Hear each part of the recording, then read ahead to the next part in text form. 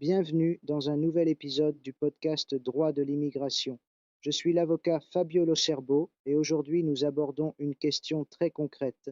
Que se passe-t-il lorsque la police refuse un titre de séjour mais que le tribunal annule cette décision?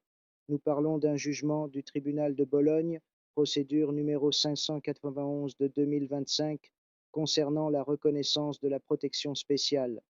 La police avait refusé le titre de séjour en considérant que l'intégration n'était pas suffisamment démontrée. C'est une motivation très fréquente dans la pratique. On exige souvent un niveau d'intégration presque parfait, comme si l'étranger devait prouver une insertion totale et définitive. Le tribunal adopte une approche différente, plus conforme à la loi et à la jurisprudence récente. Il affirme clairement qu'une intégration complète n'est pas nécessaire. Il suffit de démontrer un parcours sérieux et concret d'insertion, même s'il est encore en cours.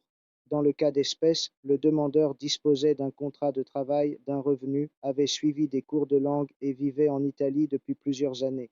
Ces éléments, pris ensemble, démontrent une intégration réelle. C'est ici qu'intervient un principe fondamental, le droit au respect de la vie privée, garanti par l'article 8 de la Convention européenne des droits de l'homme.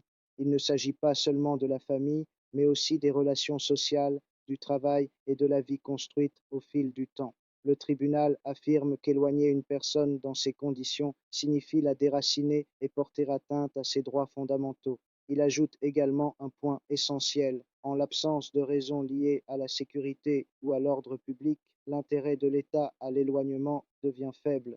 La conclusion est claire. Le tribunal reconnaît le droit à un titre de séjour pour protection spéciale d'une durée de 2 ans, renouvelable et convertible en titre de séjour pour travail.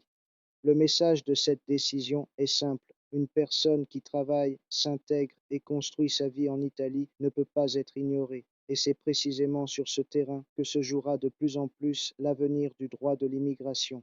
Merci de votre écoute et à bientôt pour un nouvel épisode de Droit de l'immigration.